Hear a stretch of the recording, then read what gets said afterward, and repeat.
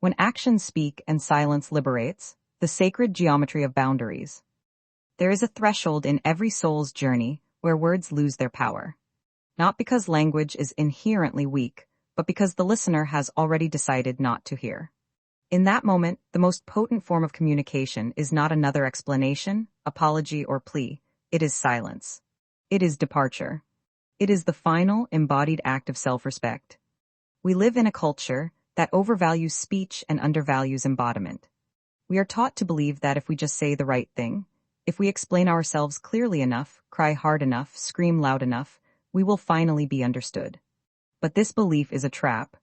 It keeps us performing for people who have already made up their minds. It keeps us tethered to relationships, institutions, and dynamics that feed on our energy, but refuse to honor our truth. The deeper truth is this: actions reveal intention. Actions reveal character. Actions reveal care. And when your actions are not enough to shift someone's perception, no word you utter will ever be sufficient. That is not your failure. That is a signal. A sacred one. The myth of persuasion: why words fail. Language is a beautiful tool. It allows us to name our experience, share our stories, and build bridges of understanding. But language also has limits. It cannot penetrate a heart that has already decided to close. It cannot override a narrative someone has constructed to protect their ego, their control, or their comfort. When someone has decided who you are, when they have built a story about you that serves their own emotional architecture, your words become irrelevant. They are filtered through distortion, dismissed, or weaponized. You may find yourself repeating the same truths over and over, hoping that this time they will land. You may find yourself pleading for recognition, for fairness, for reciprocity. But the more you speak, the more exhausted you become, and the more entrenched their perception grows. This is the moment when the soul begins to awaken. It realizes that persuasion is not the path to healing, that being understood is not the same as being valued, that clarity is not always met with receptivity, and that sometimes the most powerful thing you can do is stop speaking. Intentions without embodiment are just echoes. Intentions matter. They are the blueprint of our inner architecture. They reveal what we hope to offer, how we wish to show up, and what we long to create. But intentions alone are not enough. They must be embodied. They must be translated into action. You can intend to be kind, loyal, present, but if your actions contradict that, the intention becomes irrelevant. You can intend to honor someone's truth, but if you consistently violate their boundaries, their intention becomes hollow. You can intend to heal a relationship, but if you refuse to take responsibility for your impact, the intention becomes performative. And the same is true in reverse. You can act with devotion, clarity, and care, and still be met with dismissal, distortion, or silence. You can show up consistently, speak truthfully, and offer love, and still be misunderstood, rejected, or manipulated. This is where many lose themselves. They begin to doubt their own reality. They begin to question their worth. They begin to believe that if they just try harder, explain better, love more fiercely, they will finally be seen.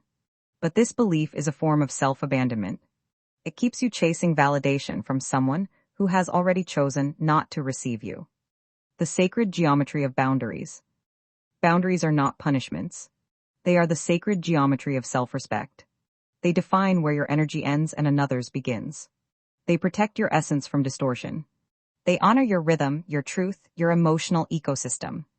When someone repeatedly violates your boundaries, through neglect, manipulation, or refusal to act with reciprocity, your final boundary may be departure. This is not cruelty. It is clarity.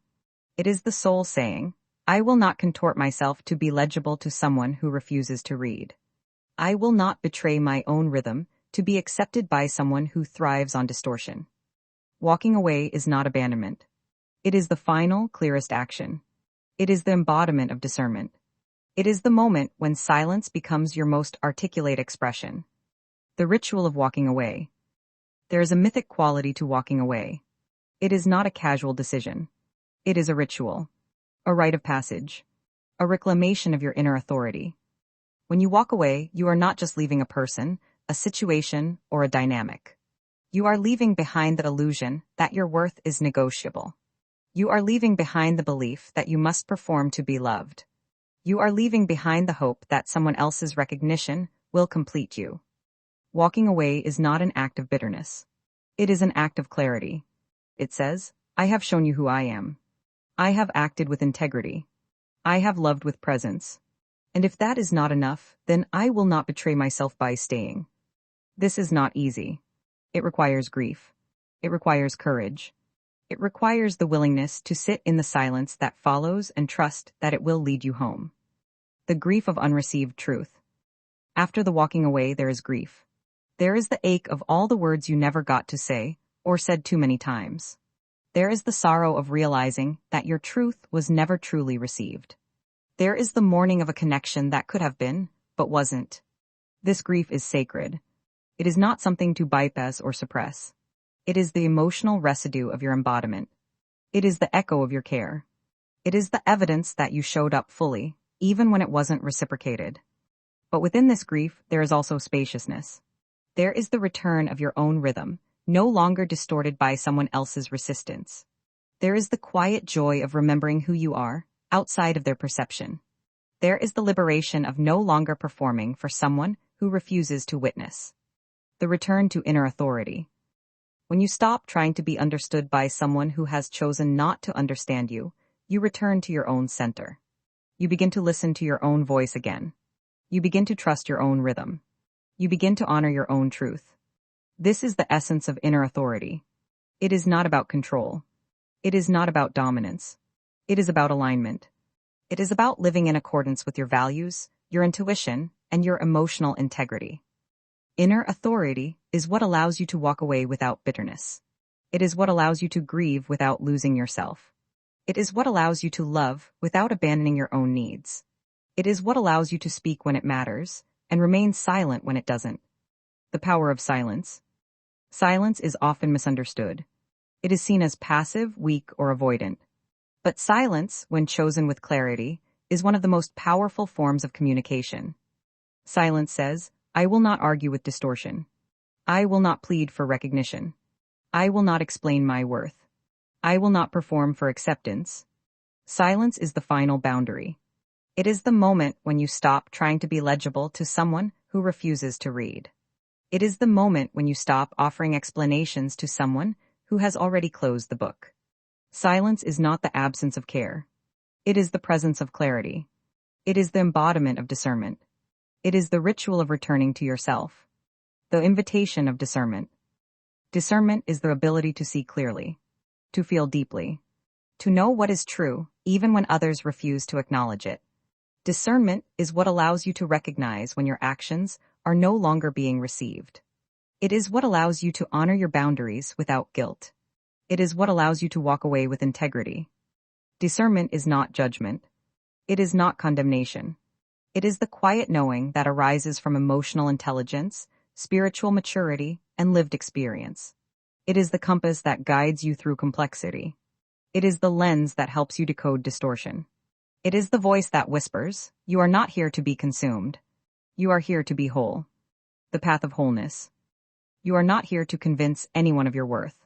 You are not here to perform your truth into someone else's awakening. You are not here to scream your way into being seen. You are here to live in alignment, to embody your values, to honor your rhythm, to protect your essence. When your actions are no longer enough, when your embodiment is met with distortion, dismissal, or manipulation, the most powerful thing you can do is walk away. Not with bitterness, not with rage, but with clarity, with grace, with the quiet power of someone who knows their own truth. No word you say, no scream, no whisper, no poetic plea will ever be enough to change a mind that has already closed. And that is not your failure. That is your liberation. Let silence be your final act of clarity. Let walking away be your ritual of return.